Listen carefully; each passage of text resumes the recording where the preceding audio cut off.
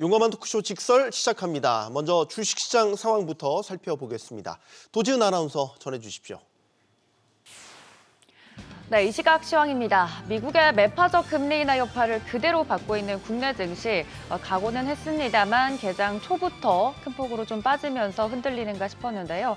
코스피와 코스닥 그래도 긍정적인 부분을 찾아보자면 개장 초반보다는 낙폭을 조금씩은 줄여가고 있다는 점입니다.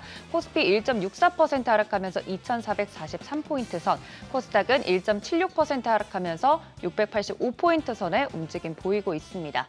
이어서 수급 쪽으로 살펴보도록 하겠습니다.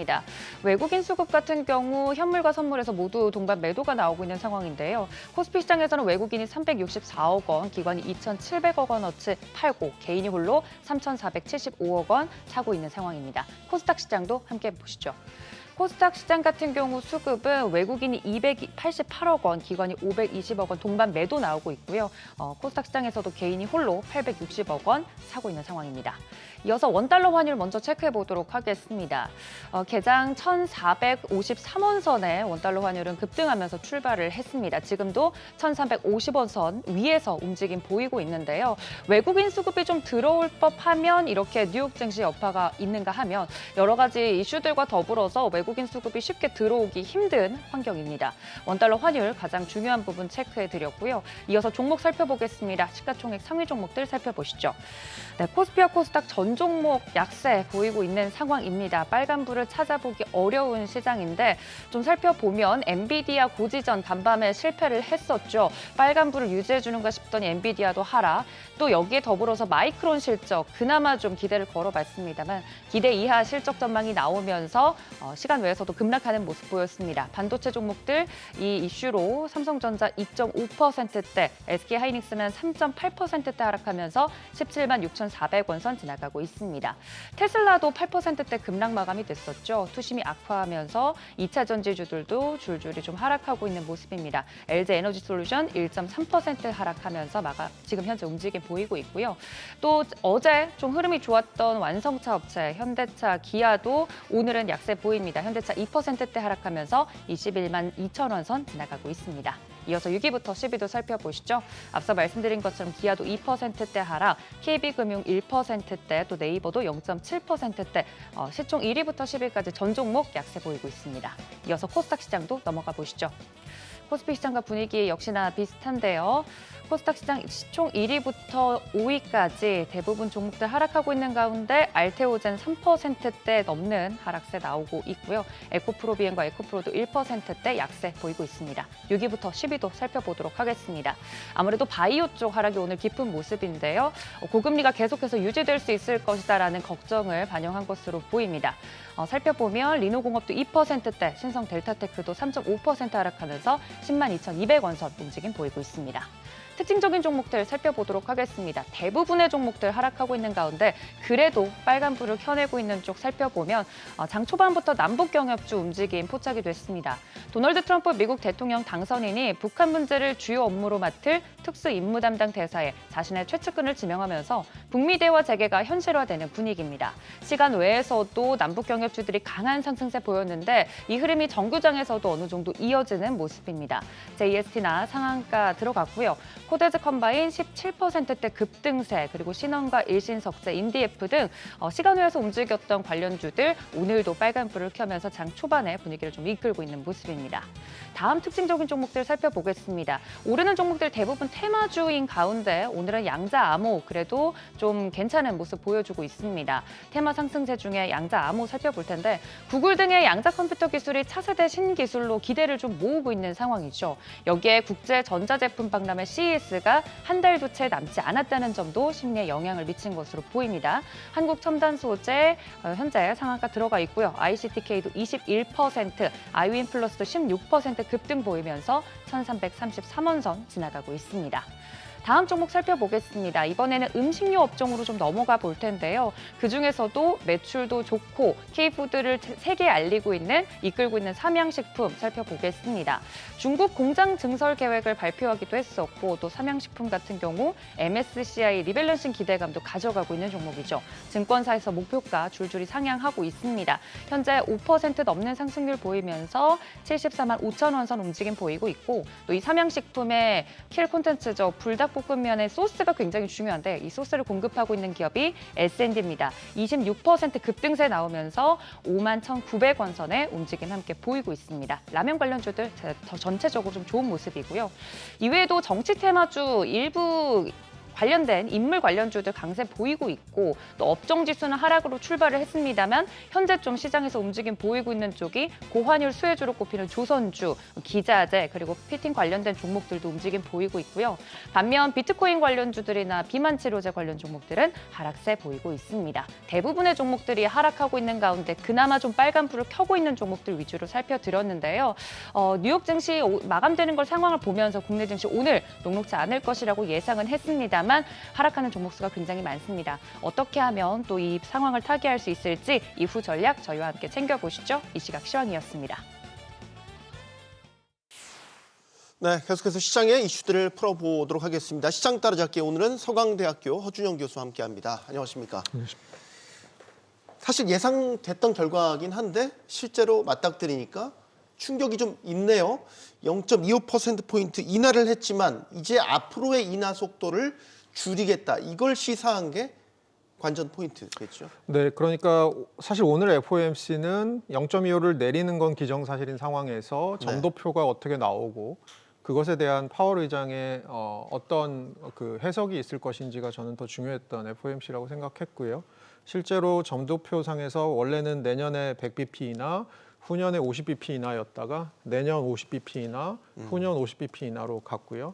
지금 저희가 좀 오기 전에 제가 찾아보니까 미국의 중립금리 추정치, 그러니까 결국은 연준이 1로 가려고 지금 하는 과정인데 이 중립금리 추정치가 대충 한 평균값 기준으로 3.5 정도 되더라고요. 네. 그러면 내후년 말에 가면 지금의 연준의 계획대로라면 중립금리 추정치에 가 있는 정도. 그 얘기는 적어도 내년까지는 미국 경제가 여전히 뜨거울 거고 인플레이션은 생각보다 잘 안 잡힐 거고 거기다가 저희가 11월 5일 날 들어온 새로운 이슈가 하나가 결국 트럼프 2기 행정부라고 하는 것이 들어서면서 여러 가지 정책들을 펴는 과정에서 인플레이션이 조금 더디게 잡히지 않을까라는 것들에 대한 시장의 우려가 이 점도표 안에 그대로 반영된 것. 그것에 대해서 시장이 놀란 것 같습니다. 이번에 연준 위원들 사이에서도 동결이냐 인하냐 이걸 놓고 상당히 박빙으로 결정이 이루어졌다라고 파월이 이야기를 했단 말이죠. 네. 이거는 앞으로의 인플레이션 방향 예측에 대한 의견도 되게 많이 갈려 있다. 쉽사리 뭐라고 결론을 내리지 못하겠다. 그런 상태를 시사하는 거 아닌가요? 네, 맞습니다. 그러니까 크게 보면 두 가지로 쪼개보시면 될 것 같습니다. 첫째로는 인플레이션 내려오는 속도가 지금 생각보다 더디다라는 게 현재 스코어고요. 네. 미래 스코어를 예측하는 부분이 제가 보기에 지금 앵커께서 말씀해 주신 것처럼 더 큰 차이가 있는데요. 향후에 트럼프의 정책들이 들어왔을 때 그것이 인플레이션에 어느 정도 상방 압력으로 작용할 것이냐는 사실 잘 모르고요. 오늘 기자간담회, 기자들이 질문을 하죠. 파월 의장이 성명서 읽고 나서 기자들의 질문을 받는데 한 세 번째쯤 되는 기자가 그런 질문을 했습니다. 2018년 데이터를 바탕으로 조금 앞으로 트럼프 2기가 들어왔을 때 어떤 일이 벌어질지, 인플레이션에 어떤 일들이 일어날지, 관세에 대해서 좀 생각할 수 있느냐라고 했을 때 파월 의장이 굉장히 좋은 스타팅 포인트라고 생각한다라고 얘기는 했는데요. 그 당시와 지금이 비슷한 것도 있고 조금 다른 부분도 있습니다. 저희가 생각하기에는 가장 크게 다른 부분은 1기 트럼프보다는 2기 트럼프가 조금 더 강력한 정책들이 빠르게 들어올 것이다라는 부분인데요. 네. 관세 부분에 있어서 제가 드리고 싶은 말씀 하나는 2017년 1월 20일에 트럼프가 대통령이 되고 나서 중국에 대해서 보복 관세를 매기기 전에 중국이 좀 이상한 짓 하는 거 없는지 한번 조사해봐라라고 시작한 시점이 2018년 8월입니다. 그러니까 오피스에 들어오고 나서 1년 반이 지나서야 조사를 들어가서 관세를 매기기 시작했는데요. 지금은 네. 첫날부터 미국과 캐나다, 미국과 멕시코 사이에 관세 장벽 다시 싹 했다라고 엄포를 놓은 상황. 물론 거기에 대해서 지금 캐나다랑 멕시코가 협상을 하자라는 식으로 나오고는 있습니다만 이렇게 1기보다 훨씬 더 빠르게 훨씬 더 강력한 정책들이 지금 들어오고 있어서 아마 1기 트럼프보다는 조금 더 효과가 빠르게 나타날 가능성이 있고 저희가 지금 인플레이션에 대해서 걱정하는 트럼프의 정책들의 효과는 생각보다는 시장의 우려가 좀 반영이 된 건 결국 빠르게 반영될 수 있지 않을까, 빠르게 시장에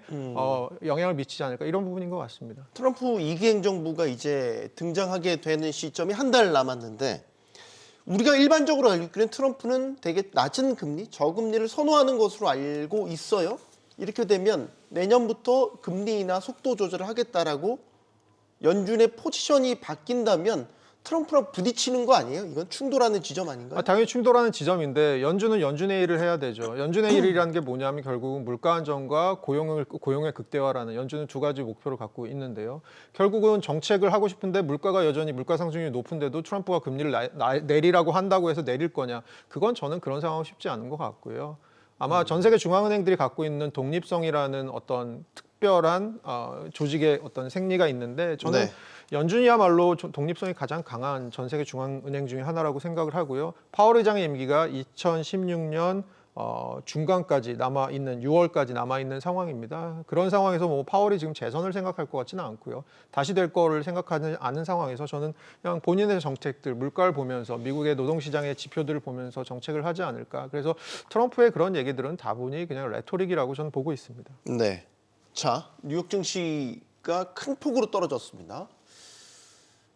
일단은 금리 인하에 대한 것보다는 내년에 금리 인하 속도 조절을 할 것이다라는 거에 좀 충격을 받을 것 같은데 그동안 많이 올랐단 말이죠. 물론 계속 상승장을 보여왔기 때문에 지금의 충격이 단기일지 아니면 긴 기간의 어떤 조정이 시작되는 것인지 어떻게 보십니까?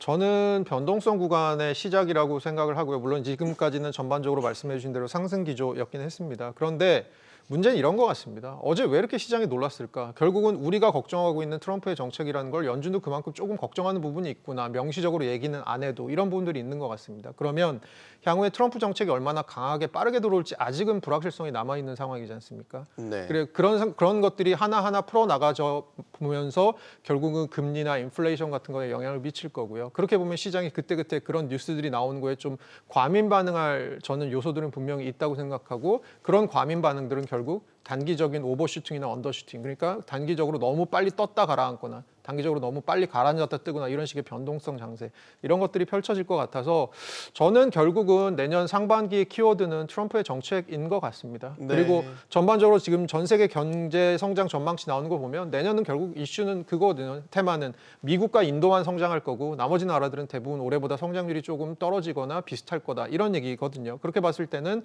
미국의 경기가 얼마나 빨리 식느냐, 미국의 인플레이션이 얼마나 발생하느냐 이런 것들이 트럼프의 정책과 아주 밀접하게 관련을 맺고 있을 것 같기 때문에 네. 그런 측면에서 내년에 트럼프의 정책, 트럼프 내각을 지켜볼 필요가 있을 것 같습니다. 우리 입장에서는 사실 외국인 수급이 좀 기조적으로 들어와 주기를 기다리고 있는 입장인 건데 우리와 이제 금리 격차도 그렇지만 어제 10년물도 4.5, 미 국채 10년물 4.5 넘었거든요. 이러면 또 우리 증시로 들어오게 될 외국인 수급이 또 말라버리는 거 아닌가, 방향을 다른 데로 트는 것 아닌가라는 걱정을 하게 돼요. 당연히 그럴 수밖에 없는 거고요. 네. 제가 전에도 여기서 그런 말씀 드렸지만 결국 주식을 산다는 거는 성장을 산다거나 혁신을 산다거나 둘 중에 하나일 텐데 성장과 혁신이 둘 다 아주 강력하게 일어나고 있는 나라가 지금 미국이라는 말이죠. 전 세계 자금이 미국으로 모일 수밖에 없고요. 우리나라 입장에서는 조금 걱정스러운 부분이 경제학 이론에 그런 게 있습니다. 양국의 금리 차가 결국 뭘로 해소되느냐면 미래 환율에 대한 변화로 해소된다. 이런 되게 유명한 이론이 있거든요. 그런 걸 봤을 때는 미국과 한국하고 이렇게 구조적인 금리 역전 차가 계속해서 벌어진다고 한다면 이것이 향후에 환율로 조정될 가능성이 있습니다. 그렇게 봤을 때는 원화가 지금 1,450원대 원화이지만 저희가 모르죠. 한 1년 후, 2년 후에 봤을 때 야, 1,450원대가 좋았네라고 얘기하는 시점이 올 수도 있으니까 사실 그런 부분들에 대해서 저는 좀 구조적으로 걱정되는 부분이 있는 거죠. 네. 1,400 환율 이야기 나왔으니 1,430원대에서 계속 우리가 대다가 지금 이제 1,450원 넘었거든요. 지금 당국이 좀 개입을 한 것 같아서 지금은 또 다시 1,448원 또 올랐네요. 1,449원 또 다시 1,450원을 향해 가고 있습니다. 이 충격은 외환시장에 좀 계속 있을 것 같은데 지금 뉴노멀이라서 계속 이걸 받아들여야 되는 건지 1,400원 아래의 어떤 환율을 보기는 정말로 다시 힘든 건지 힘든 겁니까? 예, 저는 단기적으로 힘들다고 보고요. 방향성 자체는 올라가는 방향성, 환율이 올라가는 방향성, 즉 원화가 지금 약세로 가는 방향성만 남아 있는 상황. 단기간에 제가 보기엔 한 6개월에서 1년 사이에는 그럴 것 같은 건 결국은 트럼프의 정책들이 제가 아까 말씀드린 것처럼 생각보다 강한 정책들이 들어오게 되면 그런 것들이 시장이 반응을 할 텐데 안 좋은 쪽으로 반응을 할 겁니다. 그런 측면에서는 제가 보기에는 환율은 지금 상단이 좀 열려 있는 상황이 아닌가. 물론 정책적으로 개입을 하고 우리나라가 외환보유고가 전 세계 한 10위권의 외환보유고를 갖고 있으니까 방파제는 높고 튼튼하다곤 하나 그것 자체가 환율이 시장에서 결정되는 메커니즘 자체에 영향을 주는 건 아니고 사후적으로 대응을 하는 거니까요. 그런 측면에서 환율의 상방이 좀 열려 있는 상황이 아닌가. 뭐 이런 측면에서 저희는 뭐 할 수 있는 게 무엇일까라고 생각해 보면 단기적으로는 지금 저희에게 드리워진 정치적인 불확실성이 빨리 해소되는 게 되게 중요할 것 같습니다. 이 한은에서 오늘 FOMC 회의 후에 입장 내놨습니다. 외환시장 변동성이 확대될 경우에는 신속하게 시장 안정화 조치에 들어가겠다. 지금 이제 당국이 개입하는 것으로 추정되는 물량들은 보면 1,450원대에 도달을 하게 되면 들어오는 것 같아요. 그러니까 그 선을 지금은 마지노선으로 보고 있다라고 지금 생각할 수 있겠죠? 네, 그렇죠. 저희가 외환보유고를 뭐 시쳇말을 태운다, 외환보유고로 지금 대응을 한다라고 하는데 외환보유고가 최근 들어서 좀 소진 속도가 좀 빠릅니다. 아까 말씀드린 대로 볼륨 자체는 전 세계 10위권인데 최근에 소진되는 속도가 빨라서 지금 이제 앞자리가 바뀌면 저희가 좀 걱정할 수 있을 것 같아요. 그게 어느 정도냐면 지금 4천억 달러 약간 상회하는 근처에서 왔다 갔다 하는데 이게 3자로 바뀌고 환율이 1,500원대가 만약에 뭐 고착이 되기라도 한다면 이럴 때 사실 저희가 사실 걱정해야 되는 부분은 외환보유고의 소진이 점점 더 빨라지고 이거 마치 두루마리 휴지 같은 거라고 생각하시면 될 것 같습니다. 두루마리 휴지요? 두루마리 휴지가 많이 남았을 때는 조금 풀어서 써도 별로 주는 느낌이 안 들잖아요. 근데 두루마리 휴지가 조금 남으면 조금만 써도 그때부터 팍팍팍팍 줄어드는 느낌이 드시잖아요. 그렇죠. 저는 그런 느낌이 들 것 같아서 그런 것들에 대해서 좀 조심해야 될 부분이 있을 것 같아요. 시장 안정화 조치, 구두로 안정화시키는 뭐 그런 발언이라고 생각합니다. 좋은 비유 같습니다. 그러면은 이제 관건은 한은의 선택이 더 셈법이 복잡해졌을 것 같아요. 환율도 지금 이런 상태로 고환율이 계속 기승을 부리게 된다면 이제 다음 달이 되겠죠. 금리 선택을 어떻게 할 건가. 일단 한번 이번에 내렸기 때문에 여력은 한번 갖추고 있기는 한데 장기로 보면 우리가 원하는 만큼 못 내릴 것 같거든요. 우리가 하는 고민 어떻게 판단하십니까? 저는 최근에 공기의 흐름이 바뀌는 걸 저는 좀 보면 이게 제 느낌입니다만은 어쨌든 간에 금리는 한번 쉬어갈 것 같고요. 재정 쪽에서 얘기가 좀 나올 것 같습니다. 지금 추경에 대한 얘기들이 좀 나오고 있잖아요. 그러니까 제가 보기에는 결국은 저는 그렇게 생각해요. 그 금리라고 하는 건 경제 내에 훈풍을 미치긴 하는데 어떤 훈풍이냐면 라지에이터에서 나오는 그 공기 같은 그런 느낌이에요. 전반적으로 따뜻해지긴 하는데 어느 구석이 더 따뜻해지지는 않은 그런 느낌의 훈풍이라고 생각하고요. 구들장의 어떤 부분을 뜨겁게 만드는 건 결국은 재정이라고 생각하거든요. 그런 측면에서는 지금 우리 경제의 약한 고리들에 대해서 재정으로 대응해야 될 부분이 굉장히 많습니다. 추경 얘기 나오고 있고요. 제가 보기엔 다음 텀은 추경 텀이 아닐까, 재정정책 텀이 아닐까라고 보고 있고 지금 환율이나 이런 것 때문에 한은은 한 텀 쉬어가지 않을까라고 보고 있습니다. 네. 우리 그 금융시장의 구조적인 부분을 지금 바꿔보자라는 이야기, 상법 개정을 통해서 이야기가 나오고 있잖아요. 계엄 사태 때문에 좀 수그러들었다가 다시 또 지금 상법 개정 해보자 토론회도 열고 정치권에서도 활발하게 다시 목소리를 내고 있는 것 같습니다. 상법 개정 필요하다고 보십니까? 저는 뭐 상법 개정은 중장기적으로 필요한 부분이 있다고 보고요. 그리고 이거는 일종의 그라운드의 규칙 전체, 뭐 헌법처럼 큰 규칙을 정하는 거라서 이것들을 해놓고 나서 세부 규칙들을 조금 방비하는 것이 중요하다고 생각해서 중장기적으로는 필요한 것 같아요. 사실 저희 물적 분할하거나 이런 거 할 때 기업들이 합병하거나 이럴 때 사실은 지금 너무 대주주 친화적으로 돼 있는 부분이 있기 때문에 이런 부분들에 대해서 저희 개인 소액주주들의 권리가 굉장히 침해당하는 부분이 있거든요. 근데 물론 지금 뭐 좀 이따 저희 말씀 나누겠습니다만 지금 정부 쪽에서 나오고 있는 얘기는 상법 개정보다는 그 자본시장법을 좀 개정하자라는 얘기를 하는데 자본시장법은 어떻게 보면 되게 세부 규칙이고요. 최근에 벌어졌던 여러 가지 좀 우리나라 자본시장에서의 좀 불합리한 어떤 그 에피소드들, 예를 들어서 고려 아연이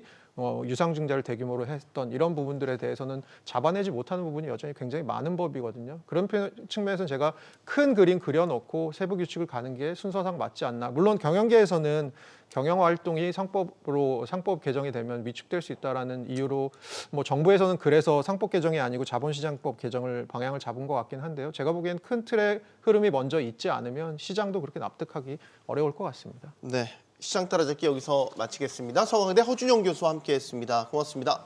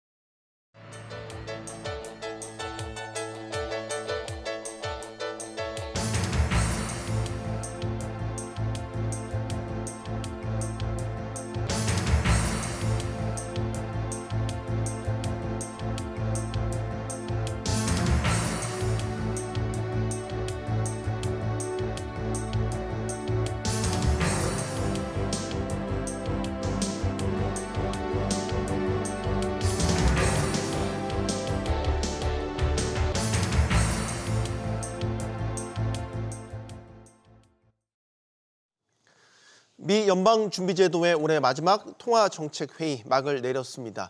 자, 이제 시장의 관심은 내년으로 옮겨갔습니다. 올해가 인플레이션을 잡기 위해서 올렸던 기준금리를 다시 내리는 쪽으로 방향을 트는 이른바 피봇의 해였다면 과연 내년에는 어떠한 속도로 추세를 이어나갈지 이 부분이 초미의 관심사였죠.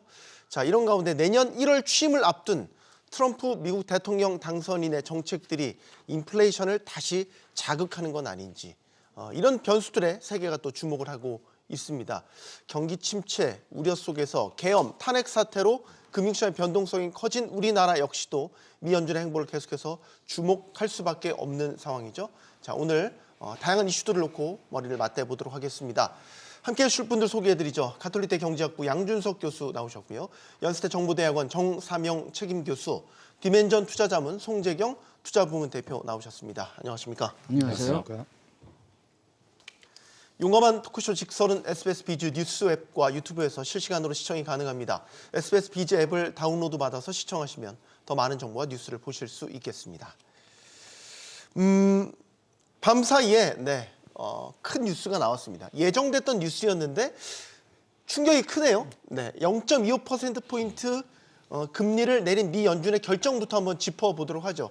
사실 이번에 드러난 거였지만 파월이 박빙의 결정이었대요. 클로즈 콜이라는 만장일치가 아니라 박빙의 결정이었다. 이건 뭔가 이전처럼 이전 금리를 내렸을 때는 사뭇 온도가 바뀌었네. 이걸 알 수 있는 대목 아니었습니까? 맞습니다. 그 굉장한 제가 느끼기에는 경고성 발언으로 들렸고요.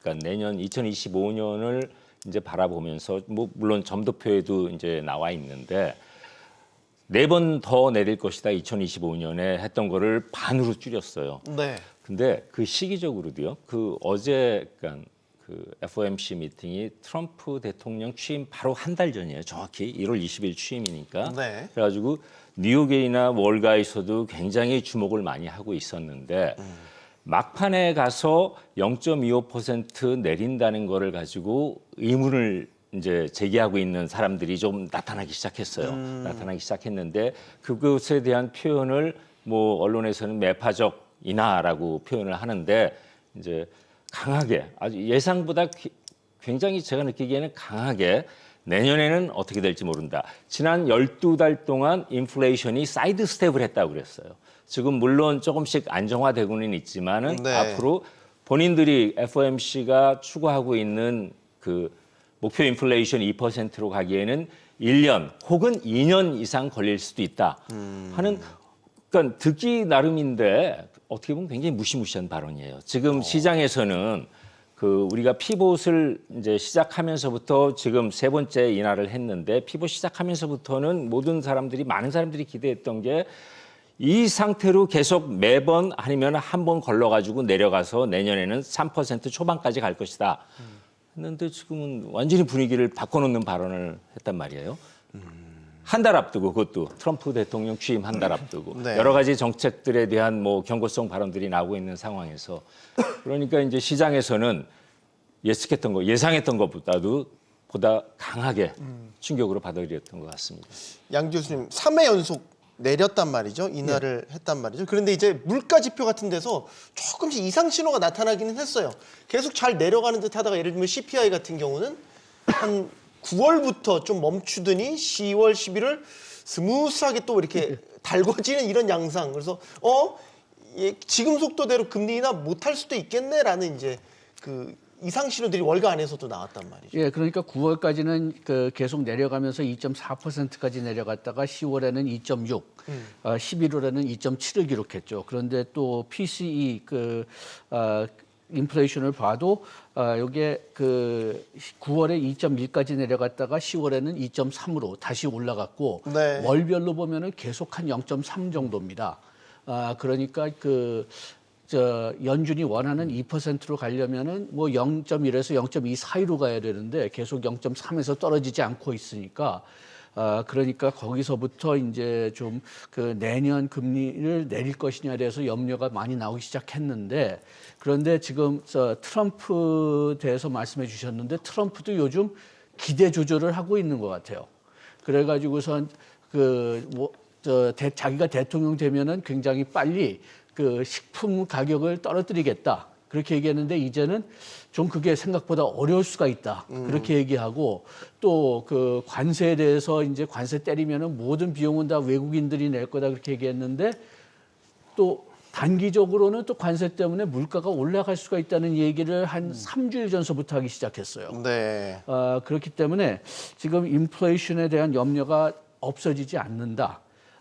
그게 지금 그 염려가 되는데 좀 한 가지 그래도 좀 의심 드는 거는 좀 그 걱정되는 거는 그렇게 되니까 이번에 금리 내릴 것은 거의 다 예측을 했습니다. 왜냐하면 하도 강력한 신호를 연준이 이미 옛날서부터 줬고 그 다음에 연준이 이걸 바꾸는 그런 신호는 전혀 뭐 거의 안 줬으니까요. 뭐 전혀는 아니지만 거의 안 줬으니까 이번에 내릴 거는 뭐 다 예상했었고 그 다음에 그 전표를 보면은 4개월 전에는 4번 내리겠다.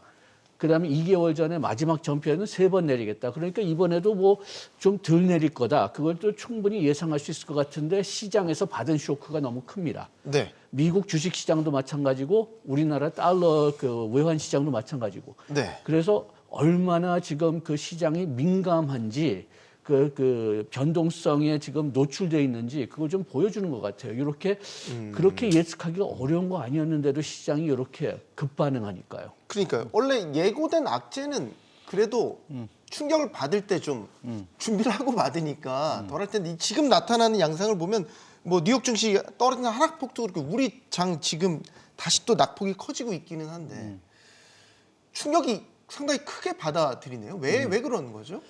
두 가지를 좀 구분할 필요는 있을 것 같은데요. 첫 번째 연준의 이번에 그 매파적 금리 인하는 예측이 됐죠. 네. 근데 내년도가 사실은 바로 직전 점도표, 9월달 점도표에 비해서는 반으로 줄은 것이 이제 의미가 크다라고 이제 판단을 하고 있는 것 같고요. 시장이. 네. 그리고 그것에 대한 이제 격한 반응 자체가 시장의 시장 금리 상승으로 나타났는데 시장 상승 금리가 10년물은 4.5 어젯밤에 찍었고 네. 그다음에 사실은 이 기준금리와 가장 앞서거니 뒤서거니 가장 선행을 잘 반영하는 2년물 금리는 4.3까지 와 있단 말이죠. 그러면 4.3이면 지금 우리 그 기준금리가 지금 4.5 내려와 있는데 네. 한 번 정도밖에 시장 금리는 반영을 안 하고 있거든요. 그럼 내년에 사실은 금리는 안 할 수도 있겠다 걱정을 이제 하게 됐다는 건 이제 그것이 사실은 최근 한 3개월 사이에 큰 변화다 볼 수 있을 것 같고 두 번째로는 이제 이거를 받아들이는 우리의 위치, 자산 가격의 위치가 달라졌다는 거죠. 이제 3개월 전하고 지금이 가장 크게 달라진 거는 그 사이 큰 변화가 뭐냐면 트럼프가 당선됐고 주가 랠리가 어마어마하게 일어났습니다. 우리나라는 그 사이에 오히려 주가는 계속 빠지면서 멀리 떨어져 있었으니까 이 느낌이 좀 덜하지만 네. 미국 안에서는 주가 랠리가 11월 초부터 지금까지 나스닥 한 10% 이상, S&P 500도 한 6% 이상, 그러니까 역대급 소위 주가 당선 랠리를 펼쳐왔었거든요. 그리고 내년도에 대해서도 이런 방향이 쭉 갈 거다라는, 그래서 결국 현재 이 변화를 받아들일 만한 소위 에어포켓이라고 하나요? 네. 그 여력이 많이 좁혀진 상태에서 이것을 대하다 보니까 소위 자산 가격이 어젯밤에 생각보다 크게 움직였다. 그리고 트럼프 대선 랠리 이후에 가장 그 소위 수혜를 받았던 딱 두 개의 그 자산이라고 보면 테슬라하고 비트코인입니다. 네. 근데 어제 또 얘기 같이 됐던 것이 비트코인 얘기가 나왔어요. 사실은 질문 받아서 당신네 연준도 이것을 소위 리저브에 고려하냐 그랬더니 법적으로도 안 되고 앞으로도 뭐 딱히 생각 없다라는 식으로 짧게 그냥 얘기하면서 가장 그 각광 랠리를 받았던 그러니까 투자자들의 그러한 그 기대를 한 몸에 받았던 자산들이 어제 같이 그 영향을 받는 것 자체에서도 네. 시장과의 그 동떨어진 감이 있었다 이렇게 보셔야 될 것 같습니다. 네. 파월 하나에 진짜로 변동성이 이렇게 커졌는데 파월 의장의 이제 발언들을 좀 해석을 해볼게요. 아까 박빙 결정이었지만 옳은 결정이었다. 그리고 속도 조절하기에 아주 적절한 시점에 도달을 했다. 자신감도 보이고 괜찮은 타이밍이다라고 본 것 같아요. 좀 얄밉기도 한데. 아니 파월 의장이 평상시 보여줬던 약간 흐릿하게 답변하는 모습하고 상당히 달랐어요. 어제는 명료하게 비트코인 문제도 그렇고 내년도 이 인플레이션 문제도 그렇고 누구나 알아듣기 쉽게끔 자기 의견을 명쾌하게 아주 답변을 했기 때문에 시장도 명쾌하게 받아들인 것 같은데 이런 측면도 있는 것 같습니다. 왜 1970년대에 폴 보커 그 의장 시절에 인플레이션을 잡힌 줄 알고 그 완화 정책을 좀 쉽게 했다가 네. 그 미스해가지고 엄청난 손해를 봤잖아요. 인플레이션 맞습니다. 나중에 거기에 대한 트라우마가 있어가지고 그런지 그 폴 볼커나 뭐 이 지금 현재 연준 사람들은 이거 자체가 꼭 트럼프 효과, 트럼프 그 이 정책 문제 때문이 아니라 굉장히 조심스럽게 접근을 하려고 하고 있었는데 지금 현재 상황이 이렇게 보니까 만만치 않다, 녹록지 않다. 미국의 지금 말씀하신 대로 투자 심리가요, 일반인들의 투자 심리가 상상을 초월할 정도로 굉장히 그러니까 bulish합니다. 굉장히 공격적입니다. 특히 주식시장뿐만이 아니라 비트코인도 그랬었고 제가 지금 증시에 대한 테이블을 기대 심리가 조표가요. 예일 대학의 로버트 실러라는 노벨상 받으신 그 금융학 교수 있잖아요. 그분이 네. 이제 지난 15년 동안 조사를 한 내용인데 네. 향후 6개월 동안에 최소한 미국의 증시가 주가 수준이 지금 혹은 그 이상으로 유지될 확률이 90% 이상이다라고 답변한 비율이 지난 15년 동안 지금 현재가 최고예요. 미국 투자자들 사이에서. 그만큼 기대 심리가 굉장히 높고 자기네들의 그 투자 심리, 투자의 긍정적인 심리가 굉장히 높은 상태인데 이게 얼마나 갈 것인가? 제가 보기에는 큰 흐름은 꺾이지 않는 것 같습니다. 아직은. 지금 저기서 나타난 것처럼 최소한 6개월, 어떻게 보면 1년 이상 갈 수도 있다. 지금 그렇기 때문에 파월 의장이 거기에 어떻게 보면 찬물을 끼얹은 것 같지만 그게 아니라 속도 조절을 해라. 조금 이성을 찾자 하는 의미에서 지금 움직이고 있는 이런 인플레이션 등등이 그렇지 않다 하고 경고성 발언을 한 것 같습니다. 네, 미국 경제에 대한 자신감도 상당히 강하다는 게 다시 한번 드러났죠. 실제로 성장률 잠정치 같은 걸 보면 굉장히 높아요. 이게 정말로 세계 선진국에서 볼 수 있는 성장률인가 싶을 정도로 3%에 근접해 가고 있고 말이죠. 예, 성장률도 높고 그다음에 일자리에 대해서는 월마다 좀 이제 숫자가 달라지기 때문에 뜨거운 달도 있고 식은 달도 있긴 하지만은 전반적으로 보면은 아직까지도 일자리 창출 숫자가 괜찮거든요. 네. 그래가지고선 지금 어저께 그렇게 파월이 자신 있게 얘기한 것도 이제 그런 일자리 숫자 때문에 그렇게 얘기한 것 같은데 지금 그 미국 투자 심리를 말씀해 주셨는데 한 그저께인가 그때 미국 신문에서 상당히 재미있는 기사가 나왔습니다. 그게 뭐냐 하면은 지금 트럼프가 여러 가지 정책을 얘기하고 있는데 어떤 정책들은 월스트리트나 그 금융 투자자들한테 굉장히 유리한 정책들이 있고 관세 같이 좀 불리한 정책들도 있는데 굉장히 선별적으로 이해하고 있다는 거죠. 그러니까 자기한테 유리한 것은 이거는 될 거다. 법인세 인하 같은 것. 그다음에 관세 인하 같은 것은 인플레이션 기여할 수 있지만은 요거는 그냥 협상 도구다. 네. 이렇게 완전히 좀 편향적인 지금 그 생각을 하고 있다는 기사가 나왔는데 저도 거기에 어느 정도 동의합니다. 그렇게 된다면은 지금 이제 트럼프 정책이 아직까지 구체적으로 나오진 않았는데 이제 1월에 나와야지만 이제 확실히 어떤 정책이 나올 거다, 진짜 인플레이션에 어떤 영향을 줄 거다 그거를 좀 예측할 수가 있을 텐데 아직까지는 지금 트럼프 개인도 지금 정책을 확실히 얘기하지 않고 있기 때문에 그렇기 때문에 예측할 수 없는 상태거든요. 그렇기 때문에 이런 그 재조절이라고 할까요? 미래 기대에 대한 재조절이 상당히 많이 이루어질 거고 그렇다면은 volatility, 변동성도 상당히 커지겠죠. 연준이 계속해서 미국 경제에 대한 자신감을 표출을 하는 거는 일종의 시장에 주는 메시지일 수도 있잖아요. 그러니까 물가도 굉장히 잡혀가, 경기도 아주 나쁘지 않아. 이게 아주 골든 크로스라고 해야 될까요? 골디락스라고 하죠. 이 골디락스에 대한 신뢰는 여전히 시장 안에서도 있다. 그럼요. 볼 수 있나요? 예. 문제는 이제 그것을 반영한 가격이 오버했느냐, 언더했느냐의 포인트가 더 있는 거죠. 그래서 이제 지금 일부 이제 낙관론자들은 지금 아직은 갈 여력이 충분히 더 있다. 그러니까 주가가 더 상승할 여력이 있다는 거는 여기서 더 말씀하신 대로 골디락스 상황이 유지되면서 물가 잡히고 성장률 더 나오면서 기업 이익들이 더 늘어나서 내년에도 추가적인 상승이 더 나올 수 있다라고 기대하는 거고요. 반면에 지금 2000년도 이후로 지금 이만큼 멀티플이 높아져 본 적이 없기 때문에 네. 비싸다. 근데 여기에서 지금 시장 금리가 사실은 어젯밤에 10년물이 4.5 넘었지만 지금 얘기 나오는 건 내년에 6% 넘을 수 있다는 얘기도 나오거든요. 이게 좀 더 그것을 어찌 보면 어제 FOMC에서 사실상 약간은 열어준 거예요. 그러니까 6%를 테일 리스크라고 생각을 했는데 6%를 열어준 거다. 무슨 말이냐면 역으로 말하면 시장 금리란 건 특히 10년물 장기 금리란 거는 크게 두 가지, 좀 이렇게 하면 세 가지로 나눠집니다. 첫 번째는 실질 경제 성장률. 예. 첫 번째. 이게 네. 말씀하신 대로 이게 한 2, 3% 나오잖아요. 네.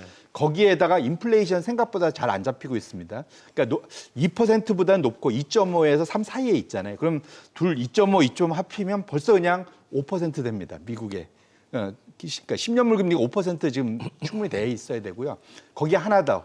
기간 프리미엄이라는 게 있죠. 뭐냐면 미국 국채 금리 너희 자꾸 이렇게 돈 빌리면 너희 못 갚는 거 아니야? 그러면 우리 좀 이자 더 줘야 돼. 그게 이제 기간 프리미엄이지 네. 않습니까? 그것이 이제 플러스로 올 10월부터 이제 돌아서기 시작했거든요. 그래서 이것이 붙는다면 그러면 6%가 되지 말란 보장도 없다. 근데 이게 작년으로 좀 돌이켜 보시면 작년 8월 달에 10년물 금리가 미국 10년물 금리가 5% 살짝 넘었을 때 그 이후에 사실은 꽤 시장에 자산 가격들 조정이 전반적으로 왔습니다. 그래서 결국은 이 모든 것들이 가리키는 것이 자산 가격의 가장 큰 변수 하나이면 미국의 10년물 금리인데 미국의 10년물 금리를 위로 끌어올리는 쪽의 방향의 시그널을 줬다라고 여기는 분들이 어젯밤에 리액션을 한 거다 이렇게 보셔야 될 것 같습니다. 자, 내년 이야기 해볼게요. 저희가 점도표를 좀 보면서 이야기를 해보죠. 당초에 지금 4번 내년 네. 내릴 거야? 네. 그럼 1%포인트 내리겠다. 9월 달에 4번이었죠. 그러면 3.5까지 이제 내려간다는 거였는데 이제 이게 아니죠. 지금 화면 나옵니다. 2번만 내리겠다는 네. 거죠. 3.9 9. 선으로 찍힌 거죠. 내년 4번에서 2번으로 금리 인하 횟수가 줄었다는 것. 뭘 시사하는 겁니까? 저는 지금 2번 내린다고 이제 반으로 줄었다고 그래가지고 시장이 이렇게 반응하는데 내리는 게 아니라 오히려 한 번도 안 내릴 수도 있고 더 나아가서 조금 올릴 수도 있지 않을까 상당히. 하는 얘기들도 나오고 있어요 지금 학자들 사이에 전문가들 사이에서는 그럼 다음 점도표 수정치에선 또 달라진다? 달라지고 해가지고 더 이상은 뭐 잡고 갈 수도 있다. 물론 트럼프 정책하고 전 세계 경기 대응이 변화가 어떻게 되느냐에 따라서 연준이 지금 정해놓고 내년 거를 뭐 바꿀 수 없는 게 아니기 때문에 얼마든지 가능하다. 그럴 가능성이 점점 높아지고 있다. 지금 현재는 2번으로 줄였지만 이게 1번으로 줄어들고 아니면은 없어질 수도 있겠다 하는 생각도 하고 있습니다. 제가 지난주에 실은 뉴욕에 있었습니다. 네. 뉴욕 맨하탄에 있었는데 지난 30년간 제가 뉴욕을 왔다 갔다 하면서 체감했던 경기 중에 이렇게 뜨거운 경기는 제가 지난주에 처음 느껴본 것 같습니다. 완전히 꽉 들어차가지고 그 심리라는 게 미국은 아시다시피 도시와 비도시 간에 굉장히 큰 차이가 있어요. 투자 심리도 그렇고 사람들의 정치 성향도 그렇고. 네. 그렇기 때문에 지금 트럼프를 지지했던 많은 미국의 시민들은 비도시 지역에 있던 뉴욕, LA, 시카고가 아니라 그 밖의 지역에 있던 사람들이 지지를 했는데 그 많은 지역에 있는 사람들까지 뉴욕, LA로 여행을 오고 소비를 하러 오고 해가지고 소비 심리가 0.7% 올랐다고 그랬잖아요. 그거를 좀 체감이 되더라고요. 너무너무 진짜 달궈져 있는 이 정도로 호텔 가격이 그 전에 그러니까 추수감사절 전에 예를 들어서 300불 하던 게 1000불이 넘어가고 있고 뭐 우번이 교통비니 식음료 값이니 아니 지금 제가 그냥 일반 시민들 택시기사한테 물어봐도 자기네들도 경험하기 굉장히 어려운 지금 이런 상황에 있다. 뉴욕에서는 물론 굉장히 뭐 다른 시골 지역하고는 좀 다를 수도 있는데 그래가지고 이게 언제부터였냐? 트럼프 당선 바로 직전, 그러니까 바로 직후 추수감사절 전으로 해가지고 이게 언제까지 이어질지는 모르겠어요. 최소한 트럼프의 취임식 그 이후로 이어질 것 같은데 아니 다른 지역에서 이렇게 여행을 많이 오고 모든 경기가 이렇게 뜨겁게 달궈져 있고 투자 심리가 이런데 연준이 저는 이 정도의 경고를 안 냈으면 오히려 이게 이상한 거 아닌가 하는 생각까지 하고 있습니다. 지금 정 교수님의 현장 체험 이야기를 들으면 금리를 내리면 안 되겠네요, 정말. 오히려 올려서 좀 워워 시켜야 될 것 같은데. 그러니까 참 신기한 게 지금 그 연준이 금리를 내리기 시작했을 때 그때 너무 늦게 시작했다는 지적이 굉장히 많았잖아요. 그렇죠. 실기였다고 그랬죠. 그런데 오늘 아침에 그 미국 신문들 경제 신문들 읽어보면은 그러면은 이제는 안 내려야 됐을 때 내렸다. 너무 많이 내렸다, 너무 빨리 내렸다. 또 이렇게 불평을 하고 있어요. 네. 그래서 지금 여기에 지금 그 시장에서 좀 우리가 보통 때는 뭐 시장이 그냥 좀 잘 예측한다. 시장 효율성 이론을 따라서 뭐 한다. 뭐 그렇게 얘기하고 있는데 지난 한 6개월 보면은 굉장히 거기에 대해서 좀 의심을 갖게 됩니다. 저희 입장에서 보면 좀 투정같이 들리기도 하고 뭘 해도 뭐 근데 가만히 있어도 될 것 같은데. 네, 또 사담이었고요. 네. 이게 약간은 이제 거기에 뭐랄까요, 조금은 다른 얘기들도 일부는 들리는데 이제 무슨 말이냐면 말씀 주신 대로 지금 이번 소위 연말 쇼핑 시즌 네. 이번에 생각보다 숫자가 되게 좋은 걸로 나오고 있습니다. 예. 그것이 이제 단적으로 이제 우리 교수님께서 미국 가서 느끼셨던 거로 저도 이제 이해를 하는데 그 안에 제가 이제 굳이 토를 다는 게 아니라 서웨이를 해봤더니 이번에 좀 거의 그 미국 국민들 중에 절반 이상이 이번에 자기가 원래 살려고 생각했던 것보다 좀 더 샀다라는 대답이 거의 절반이 나온다고 합니다. 왜 그럼 더 사느냐? 특히 뭘 샀냐면 내구재성들을 많이 샀대요.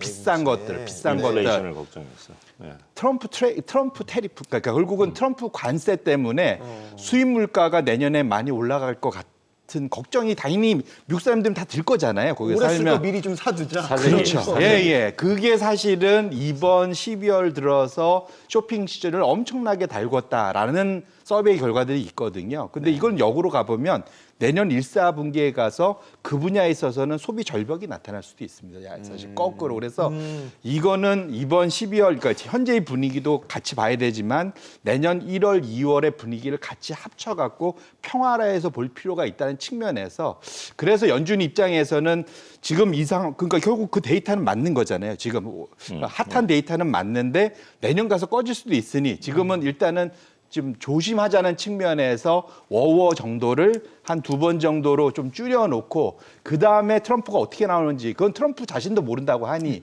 나와보면 그때 대응했다라는 식으로 여력을 가져가려고 저런 식으로 대응하지 않았나 이렇게 주식시장도 마찬가지인 것 같아요. 지금 오늘 과민 반응하고 오버리액션 한 것 같은데 투자자들 사이에서요. 2022년에 트라우마가 있어요. 인플레이션이 갑자기 치솟고 기대한 것 이상으로 큰 인플레이션이 나타나니까 소위 얘기하는 6040 포트폴리오, 주식과 채권 포트폴리오 폭락했습니다. 국민연금이 마이너스 14%, 역사상 최저의 수익률을 기록하고 그 전통 자산 주식과 채권 포트폴리오가 폭락했는데 그 파월 의장이 이번에 이제 내년도 인플레이션 뭐 비슷한 뉘앙스의 그런 발언을 하니까 주식을 갖고 주식 투자 지금 아무리 투자 심리가 좋더라도 여기에 민감하게 보다 과잉 반응을 할 수밖에 없죠. 학습 효과가 있었던 것 같습니다. 네. 이것도 뭐 크게 보면 일종의 트럼프 효과처럼 막 보이기도 하는데 자, 내년에 연준의 어떤 통화 정책 결정에 있어서 주요 인자들 뭐냐? 트럼프에 대한 질문 안 나올 수 없죠. 트럼프 변수가 어느 정도 작용할 거고 일단은 파월 의장의 말을 보면 신중했어요. 시간을 두고 좀 분석을 해보겠다. 이건 아직 가타부터 결론을 못 내렸다는 뜻 같기도 하고요. 교수님. 지금 그 트럼프의 좀 문제가 뭐냐면 지금 선거 운동에서 제시한 뭐 정책들을 본다면은 이게 방향 바꾸는 것도 방향 바꾸는 거지만은 그 정도가 엄청나게 세다는 거죠. 지금 뭐 일반적으로 관세를 10% 이상 때리겠다. 요거는 뭐 60년대, 50년대 그 이전에 가야지만 그런 관세를 볼 수가 있었고 중국에는 60%를 내겠다. 이거는 그냥 뭐 100년 전으로 돌아가야지 됩니다. 그렇기 때문에 이게 진짜 어떤 면에서는 그냥 큰 변화를 가지고 올 수 있는 정책이고 또 이제 법인세 인하 같은 것도 뭐 굉장히 내리게 되니까 뭐 이런 것들이 방향도 방향이지만 정도가 하도 크기 때문에 그렇기 때문에 예측을 하기가 좀 어려웠는데 또 지금 가서는 뭐 아까 얘기했지만은 조금씩 그냥 또 정상적인 정책을 할지 모르겠다. 지금 트럼프가 정한 장관들을 보면은 대부분 장관들은 관세를 때리는데 찬성하는 사람들을 뽑았습니다. 네. 그런데 재무부 장관만은 거기에 대해서 절제를 할 수 있는 사람을 뽑았어요. 그러니까 아까 얘기했지만은 이게 어느 쪽으로 갈지 모르게 그냥 어떻게 그냥 뭐 좀 예측하기 굉장히 어렵게 만든 거죠.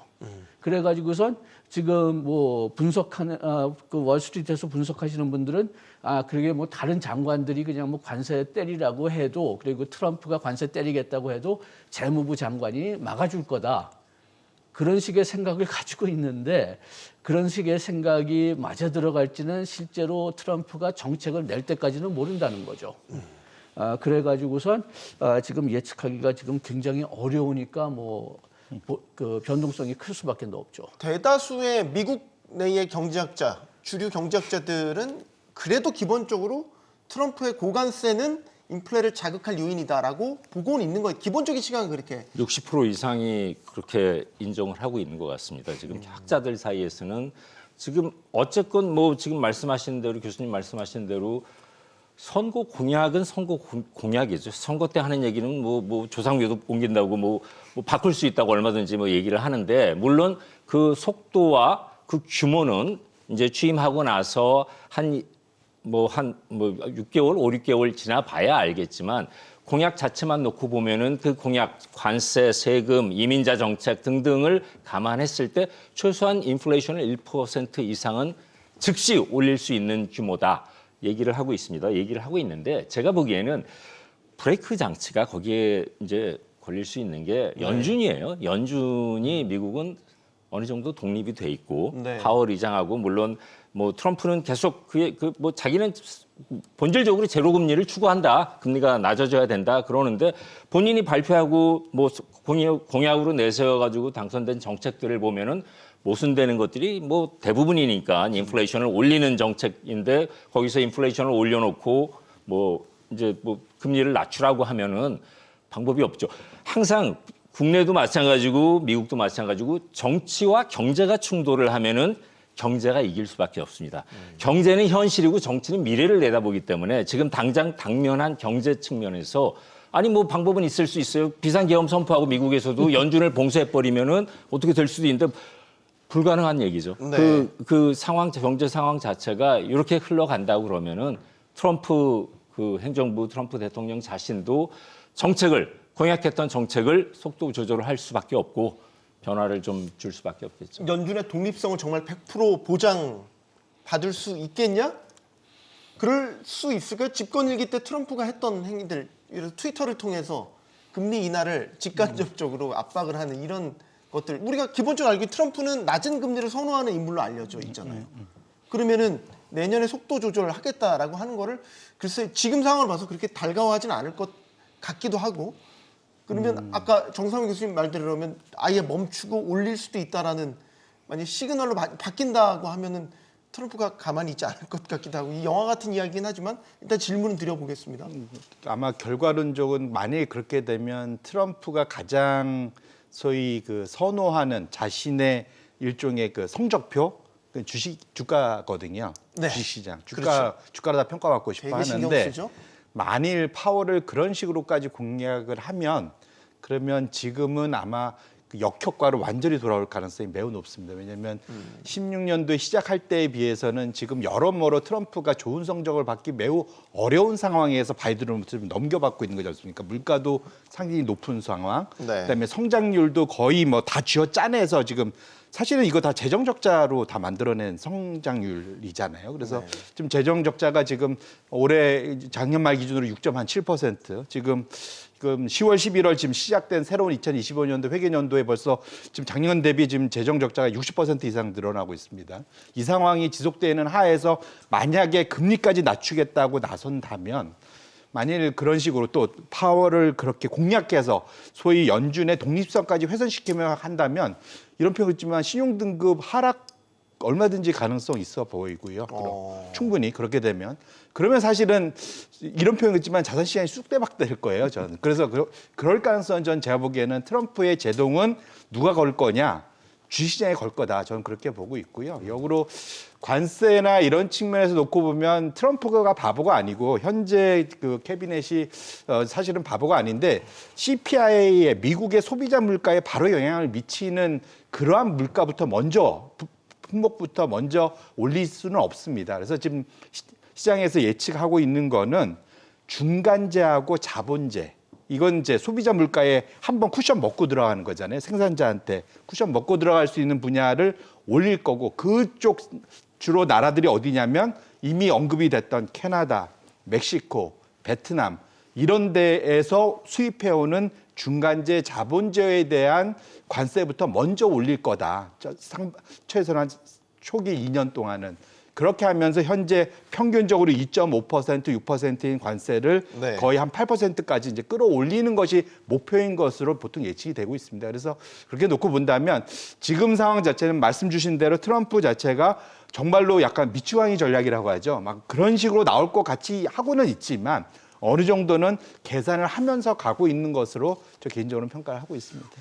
여기서 좀 제가 좀 몇 가지 얘기 좀 더 하고 싶은데요. 네. 첫째는 그렇게 지금 국가별로 이제 그 관세를 때린다고 얘기했는데 뭐 중국 같은 데는 뭐 미국 그 정치권에서 합의가 돼 있으니까 뭐 중국은 별 문제 없을 것 같은데 다른 나라들 캐나다나 멕시코나 뭐 베트남 같은 데 때리는 데는 지지를 얻을 수가 있을까? 지금 그 중국에 대해서 때린다면은 그것은 지금 현재 법, 현재 뭐 WTO 규칙 뭐 거기에 따라서 뭐 국가 보호에 대해서 그 충분히 할 수 있는 거지만 네. 뭐 캐나다나 멕시코에 때린다. 요거는 거기에 해당하기가 굉장히 어렵거든요. 그래가지고선 얼만큼 그게 할 수 있을지 그게 조금 좀 염려가 되긴 한데 미국 내 시민들의 지지 말씀하시는 거죠? 미국 내 시민들 지지뿐만이 아니라 법이죠. 왜냐하면은 국제법 국제법뿐만이 아니라 국내법도 그런데 미국에서 그 헌법에 따르면은 통상 정책 권리권은 의회에 있거든요. 거기에 비해서 국제 협상권은 행정부에 있고 그러니까 지금 언제든지 마찰이 있어가지고선 그 의회가 대부분 경우에는 행정부의 그 권리를 위임해 주죠. 그런데 지금 뭐 일반적으로 여러 나라들의 한꺼번에 그 관세를 때린다. 요거는 그 사항에 해당되지 못할 것 같아요. 그래가지고선 지금 그 주로 이제 의회가 이제 공화당 다수당이기는 하지만은 그렇지만 거기를 그냥 얌전히 따라갈 건가 그거는 좀 기다려 봐야 되겠고 제가 그 요즘 와서 파웰에 대해서 트럼프가 옛날같이 그렇게 많이 공격하지 않는 것 같은데 뭐 트럼프 이제 좀 익숙해지는지 모르겠어요. 그냥 뭐 음모론이 생각나더라고요.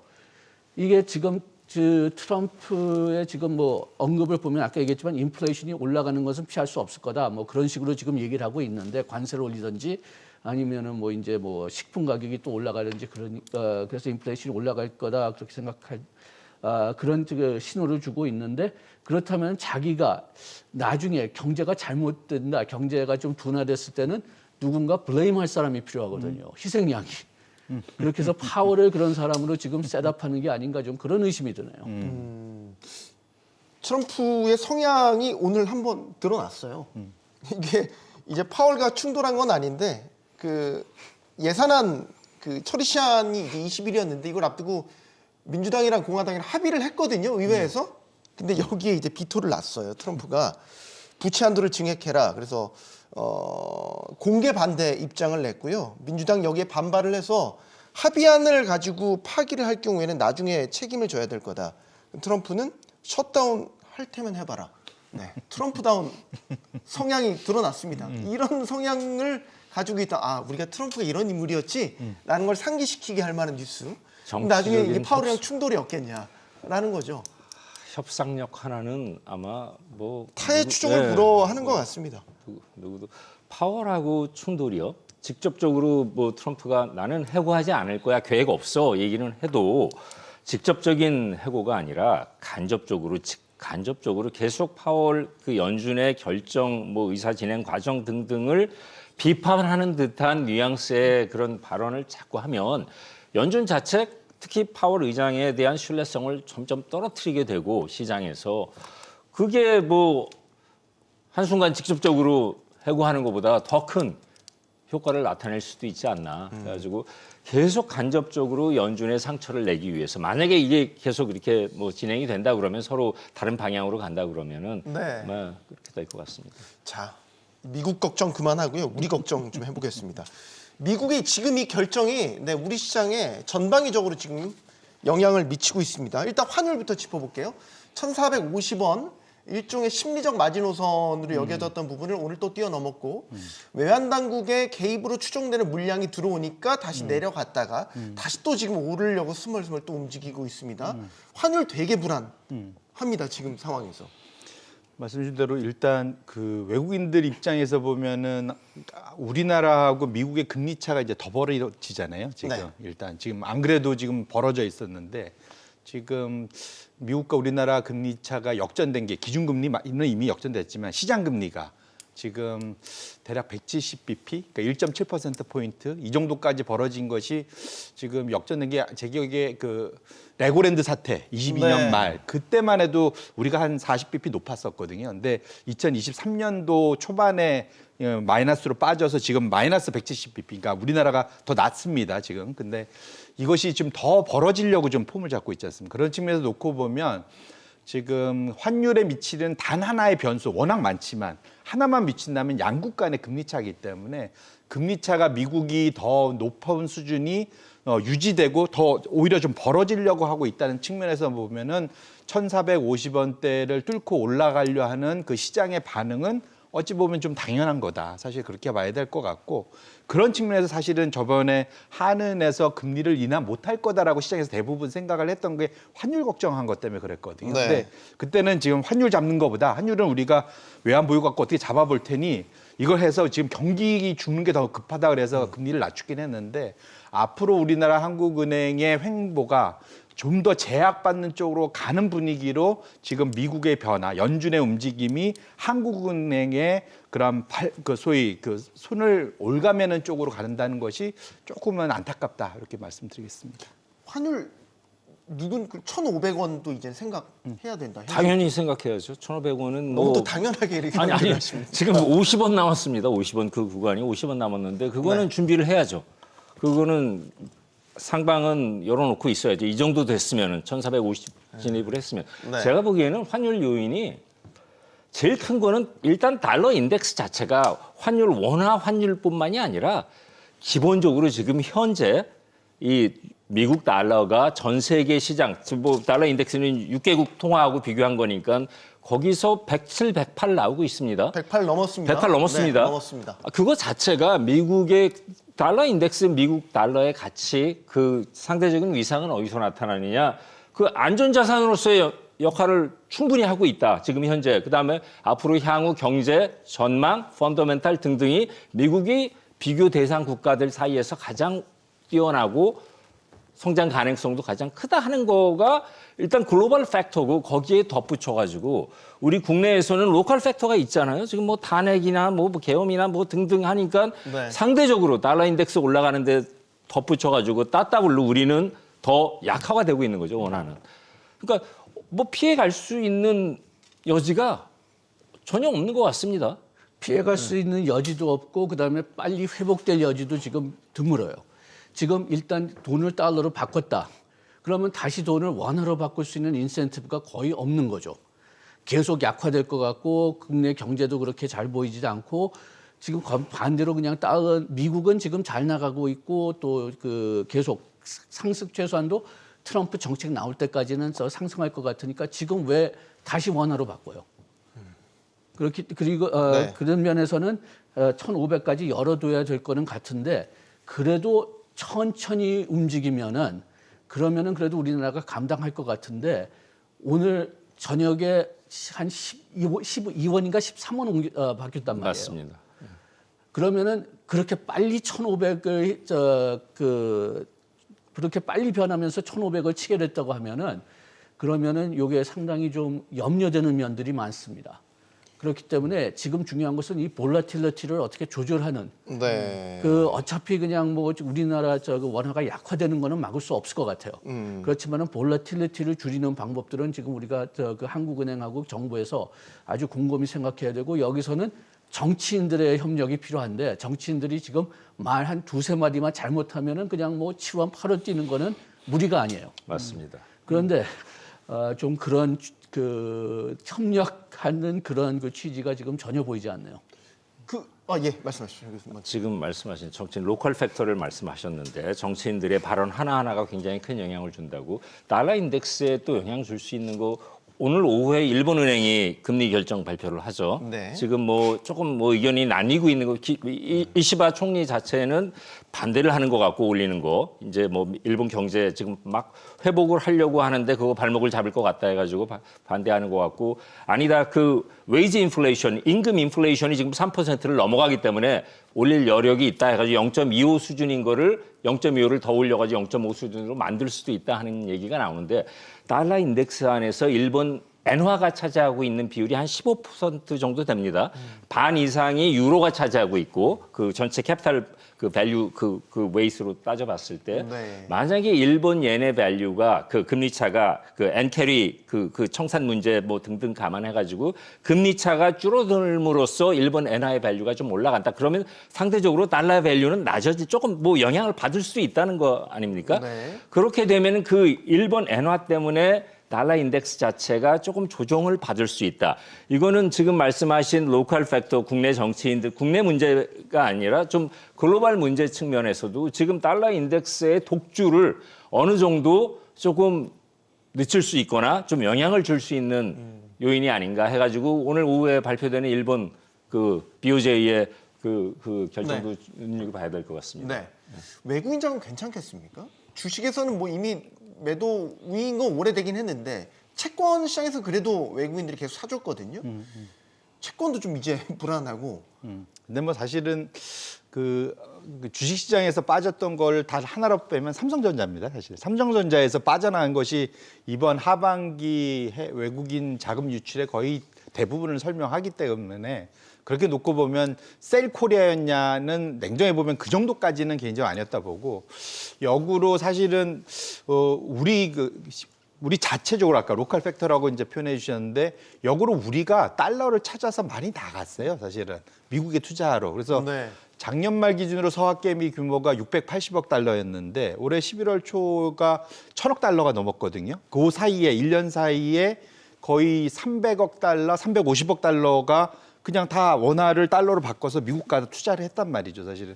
그 자금이 순으로 그냥 다 빠져나간 겁니다. 그러니까 그거 자체가 환율을 급등시키는데 한 또 요인이 됐다. 그럼 여기서 거꾸로 말하면 해석을 할 수 있는 게 뭐냐면 역으로 한국 시장 증시 부양책이 주가만 끌어올리는 게 아니라 지금 집 나간 우리 동학개미, 서학개미들을 집으로 다시 끌어들이면 당연히 그 원화로 바꿀 거잖아요. 그래서 역으로 말하면 지금 사실 우리 지금은 거의 포기 상태에 있는 밸류 프로그램 뭐 이런 거 사실 다 리모델링해서 우리나라 주가를 주식시장 자체를 부양하는 것 자체가 원화 방어의 한 수단도 될 수 있다는 측면에서 좀 전방위적으로 고민할 필요가 있다는 거 좀 말씀드리고 싶고요. 첫 번째로는 그것이 윈윈 될 수 있잖아요. 그다음에 두 번째로는 그 말씀 주신 이제 그 일본 엔화의 강세가 달러의 약세 요인 좀 100% 동감하고 하나 더 있으면 유가 약세도 달러의 약세 변으로 동감합니다. 원래 네. 옛날에는 50년간 사실은 미국이 순수입국, 전 세계에서 석유를 제일 많이 소비하면서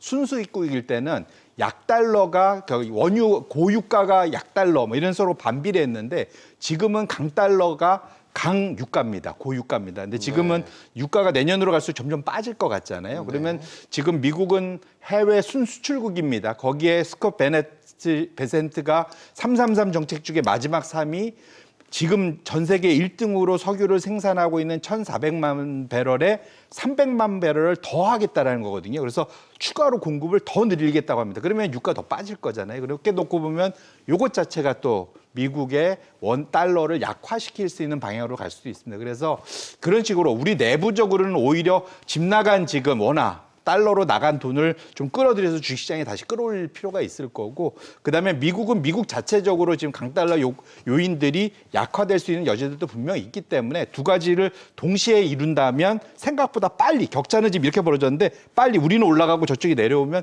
빨리 좁혀질 거잖아요. 그런 기회도 여전히 있기 때문에 그런 것을 말씀 주셨던 정치인이나 경제인들이나 다 모여서 사실은 머리를 싸매야 된다 이렇게 말씀드립니다. 그 최근에 최상목 경제부총리와 조태열 외교부 장관이 외신 기자들을 대상으로 이제 공동 기자회견을 했어요. 한국 경제 괜찮다, 문제 없다, 이거를 이제 대외적으로 알리기 위한 거죠. 왜냐하면 이제 환율을 대표적인 예로 들면 뭐 경제를 종합적으로 반영하지 않습니까? 어떻게 보십니까? 지금 해외에서 우리 경제를 바라보는, 지금 비상계엄부터 탄핵까지 거의 이제 2주 넘었고 3주차에 접어들었는데 혼란은 좀 잦아들긴 했는데 대외 이미지, 대외 신인도라는 게 뭐 쌓는 건 어렵지만 무너지는 건 한순간이라고, 어느 정도 회복이 된 걸로 보시는지. 글쎄요, 제가 그래서 저 계엄령 때 저 국내 신문, 뭐 해외 신문 그렇게 다 봤는데, 네. 저 국내 신문은 저 그 국제 신인도에 대해서 굉장히 염려합니다. 우리나라 위상이 떨어졌다. 외국 신문 보면은 그렇게 뭐 위상이 떨어진 것처럼 나오지 않았고, 일부 신문에서는 오히려 민주주의를 그렇게 보호했다고 해가지고선 긍정적으로 평가됐고, 다만 코리아 디스카운트는 좀 더 늘어날 거다. 정치적 불안정성이 늘었기 때문에 그렇게 표현을 했거든요. 그리고 우리가 계엄령 자체를 본다면은 그러면 그 뭐 밤 늦게 시작해서 아침 일찍이 끝났으니까 뭐 생산, 우리가 얘기하는 실물 경제에 영향 준 거는 하나도 없어요. 다만 그거 끝난 다음에 정치적 불확실성이 뭐 처음에는 그 대통령을 탄핵시키지 못하니까 이게 굉장히 법적으로 애매한 상태가 된 거죠. 법적 권한은 가지고 있지만은 실제 권한은 없다. 그게 따져보면은 외국 사람들은 그거를 특히 영미권에서 그거 이해할 수가 없더라고요. 어떻게 그렇게 할 수가 있느냐. 법적 권한은 다 가지고 있는데 뭐 그걸 어떻게 못 쓰게 할 거냐. 그거 자체가 거기서부터 좀 신뢰도가 좀 떨어지는 것 같습니다. 우리나라가 여기에 대해서 어떻게 하는 그 법적인 절차, 헌법적인 절차든지 법적인 절차가 있는데 그거를 다 회피했어요. 그렇게 그런 되니까 기간이 잠깐 있었죠. 일단 지금은 예. 근데 직무정지가 지금은 됐으니까. 다시 이제 좀 돌아가긴 했는데, 그래가지고선 지금은 또 어느 뭐 그러니까 그 지난번에 제가 뭐 여기서 이렇게 말씀하신 것 같은데, 우리가 한 동안에는 unknown으로 들어갔다가 지금은 known으로 들어간 겁니다. 그래서 지금 좀 신뢰도가 좀 나아지긴 했고, 그렇기 때문에 뭐 환율이나 그 주식시장이 처음에는 굉장히 부정적으로 나갔다가 좀 안정화됐었죠. 네. 그렇지만은 정치적 불안정성이 계속 또 길어지니까 그러니까 또 다시 지금도 그 불안정성이 계속되는 것 같은데, 그러니까 요거는 정확히 본다면은 이젠 더 이상 계엄령 문제가 아니라 정치 혼란 문제예요. 미국은 뭐랍니까? 미국이 쓴소리 되게 많이 했잖아요. 지금 우리 양 교수님 말씀하신 거 굉장히 공감해요. 국내 언론, 국내 분위기, 네. 이번 사태에 대한 그 입장이 국내 언론이 외국의 언론, 특히 미국의 언론보다 훨씬 더 비관적으로 발표되는 것도 그렇고 굉장히 뭐 아주 심각하게 받아들이는 것 같은데, 의외로 놀라울 정도로 미국 사람들 아니면 미국에 있는 기관 뭐 사람들, 최소한 제가 접한 사람들은 그렇게 심각하게 안 받아들이다. 일단 계엄이라는 거, 마샬 로라는 거는 본인들이 경험해 보지 않은 거기 때문에 놀랍지만, 회복되는 과정, 몇 시간 안에 이게 해제가 되고 지금 이러이러한 준비를 하고 있고 탄핵이 되고, 이 과정을 보면서 굉장히 차분하게 지켜보고 있는 것 같습니다. 지금 말씀하신 것대로 뭐 대한민국의 민주주의가 이 정도구나 뭐 그렇게까지 감탄을 하는 것 같지는 않은데, 좀 굉장히 창피한 것도 있고 제 입장에서는 그런 것도 있는데, 생각만큼 그렇게 뭐 비관적으로 보는 것 같지 않고, 국내 경제를 보면은 더 놀라웠습니다. 저는 이 충격이 주식과 환율 시장에서 지금 물론 몇 퍼센트 빠지고 몇 퍼센트 환율 같은 경우는 올라가고 하는 게 있었는데, 훨씬 더 강한 그 충격이 올 수도 있지 않나 하는, 그 당일과 그 뭐 며칠간은 그렇게 생각을 했었는데 진짜로 놀라울 정도로 아주 안정화가 되고 있고, 하나 우려되는 게 있습니다. 지금 주식시장, 국내 주식시장을 보면은 개인과 외인은 나가고 있고 기관이 다 받쳐주고 있어요. 뭐 연기금이 뭐 연기금 역할을 중에서도 대부분이 국민연금이에요. 국민연금의 국내 주식 전략적 자산 배분의 국내 주식이 13%예요. 국내 채권이 7% 남짓되고 그래서 국내 주식과 채권 투자가 20% 미만인데 물론 국내 주식 시장이 빠지니까 밸류가 낮아지니까 더 살 수는 있어요. 13% 안에서 살 수는 있는데 제가 최근에 이제 언론에서도 그렇고 정치인들 몇 분이 여야를 막론하고 이런 일만 생기면 국민연금이 무슨 쌈짓돈도 아니고 국민연금이 국내 주식에 더 투자 활성화시키고 부양에 나서야 된다. 자꾸 그런 얘기가 나오고 있는데 아니 지금 국민연금 연금 개혁해야 된다고 그래가지고 여야가 합의해가지고 수익률 1%를 올리면은 뭐 앞으로 몇 년간 더 이게 유지가 되고 그 얘기를 몇 년 동안 해와놓고 이런 일이 생기면 국민연금이 총알바지로 나가야 돼요. 더 큰 문제는 국민연금뿐이 아닌 국민연금 보건복지부 소속이에요. 저희가 군인공제에도 있고 사학연금 교직원 공제에도 있고 뭐 행안부 교과부 국방부 소속의 여러 가지 그 연기금들이 있습니다. 공제들도 있고 들리는 얘기로 인하면 그 보면은 언론에 나오는 거 보면은 그 거기에 있는 그 거버넌스 이슈들 지금 이번 사태로 인해서 이사장이나 뭐 거기 대표이사 등등이 여야 친분 관계에 따라서 영향이 있을 수 있다 하기 때문에 중요한 투자 의사 결정마저도 지금 홀드하고 있다 하는 얘기들이 나오고 있습니다. 그게 사실인지 물론 언론에 확인을 해봐야 되겠지만 네. 만약에 그게 사실이라면 굉장히 큰 문제. 네? 이거 예측 가능하고 납득 가능한 특히 투자 문제에 있어서는 외인들이 걸려 있고 외국 기관과 같이 하고 있는 그런 투자 문제에 있어서는 흔들림 없이 좀 독립적으로 추진을 해 나가야지. 이건 미래를 50년, 100년을 내다보고 하고 있는 투자인데 거기에서 지금 나오고 있는 얘기들처럼 이런 잡음이 들리기 시작한다고 그러면 굉장히 큰 문제가 아닌가. 여기서도 또 한 가지만 좀 얘기하고 싶은데요. 우리가 지금 가장 중요한 팩터는 정치적 혼란으로 생각하고 있고 그게 맞다고는 보지만은 우리가 계엄령 하기 전에도 경제가 좋지 않았고 주식시장도 좋지 않았습니다. 그런데 지금 지금 당연히 정치적 혼란은 어떻게 해결해야 돼요. 그거에 어떤 면에서 기본적인 문제지만 이걸 다 해결해도 그러면 돌아가는 데는 계엄령 직전입니다. 그러면은 경제가 완전히 그냥 좋아진다는 건 아니에요. 좀 더 덜 나쁜 상태로 간다는 거지. 네. 그렇기 때문에 궁극적으로는 요 기본적인 문제를 해소를 해야지만 우리가 좀 긍정적인 그런 그 그로스 패스로 네. 돌아갈 수가 있죠. 자, 시간이 어느덧 다 돼서요. 마지막 질문을 드려야 될 건 한은입니다. 내년 이제 1월 다음 달이죠. 예, 한은도 금리 결정을 앞두고 있고 오늘의 이 미국 연준의 통화정책 변화 시사가 여러 셈법으로 작용할 것 같아서 우리는 사실 기본적으로 보면 내수 경기 부양을 위해선 좀 공격적으로 인하 카드를 많이 써야 되는데 미국이 인하 카드를 좀 더디게 한다고 하니 마음껏 못 쓸 것 같은 걱정이 든단 말이죠. 송 대표님 어떻게 전망하십니까? 그러니까 이렇습니다. 그러니까 그 한국은행이 쓰는 통화정책 금리 인하 카드는 어찌 보면은 거의 소잡는 칼, 엄청나게 뭉툭하고 이게 소위 지금 상황은 어찌 보면 약간 매스가 필요한 상황도 있거든요. 네. 그래서 그런 측면에서 놓고 보면 금리 인하가 무슨 그 정가에 보더냐, 뭐 만능 처방약이냐 그런 우리는 그 얘기만 하는데 사실은 저는 개인적으로 우리나라는 재정 부양책도 다시 좀 써야 될 것 같아요. 그러니까 그 세금도 좀 확충하고, 그러니까 사실은 재정 부양 왜냐하면 중국 우리가 비판할 때 중국의 통화 정책만 지금 해갖고 되겠어? 재정 부양책 해야지 우리 얘기하는데 똑같은 논리가 우리나라에도 저는 적용이 된다고 봅니다. 그래서 지금 상황은 통화 정책도 써야 되지만 지금 환율 때문에 생각보다는 지금까지 외환 보유가 얼마나 줄었는지도 좀 체크해 보면서 가야 되기 때문에 그쪽은 제가 말씀드린 대로 연준 때문에 손이 좀 묶여 있다면 빨리 사실은 이 상황이 좀 안정화되면서 재정 쪽에서의 그러한 움직임 이런 것들이 좀 공격적으로 좀 나와줄 필요가 있지 않을까 저는 개인적으로 그렇게 생각하고 있습니다. 네, 정 교수님. 어제 이창용 총재가 그 빅컷을 이야기를 했어요. 한꺼번에 0.5%포인트.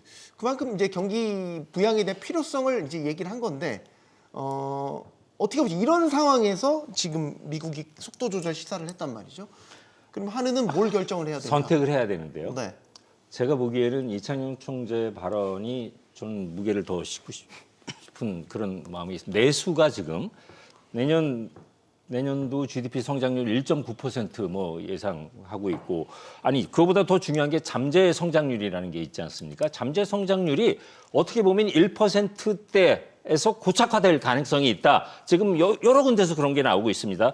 시리은행 같은 경우에서는 1.5% 내년도 경제 성장률을 우리나라 GDP 성장률을 예측을 하고 있고 1%대 중반으로 예측하는 데들이 많이 나오고 있고 네. 플러스 내년에 이번 이런 문제가 없었으면 모르겠는데 내년 최소한 상반기까지는 탄핵이 되건 안 되건 선거가 있건 없건 간에 엄청난 혼란이 있을 수 있고 지금 자영업자 내수 진작해야 된다 이런 얘기가 나오고 있는데 환율은 아까 말씀드린 것처럼 우리뿐만이 아니라 글로벌 문제입니다. 달러 인덱스 올라가고 있는 거는 어쩔 수 없는 거다 열어놓고 어느 정도 선택을 해야 된다고 하면은 일단 이창용 총재가 얘기한 것처럼 B컷까지도 가능하지 않을까 저는 생각을 하고 있습니다. 이거 네.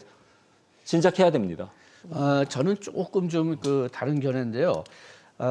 어저께 이렇게 말씀하셨으면 저도 동의했을지 모르겠습니다. 그런데 어저께하고 오늘 아침에 그냥 그 환율이 10몇 번씩이나 변하는 거 보면은 지금 최소한도 다음 한두 달, 다음 그 1분기 동안에는 금리를 내리기가 상당히 어려울 것 같아요.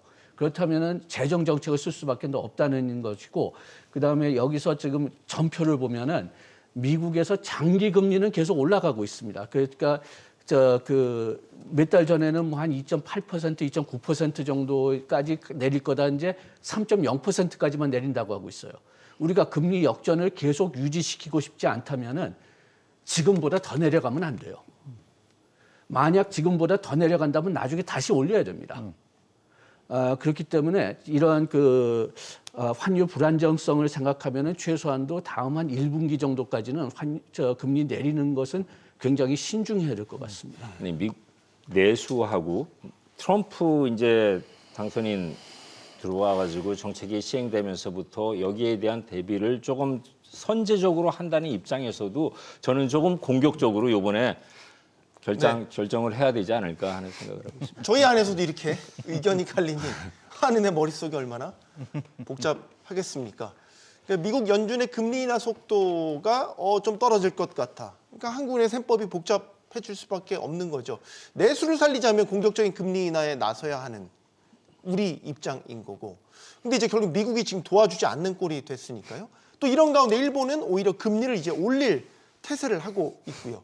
그러니까 지금 서로가 갖고 있는 칼과 방패를 언제 어떻게 어느 정도의 힘으로 휘두르고 막을지 내년부터 새로운 양상의 금리 전쟁이 펼쳐질 것 같다는 생각도 듭니다. 용감한 토크쇼 직설 마치겠습니다. 여기는 모든 경제가 모이는 SBS 비즈입니다. 시청해주셔서 고맙습니다.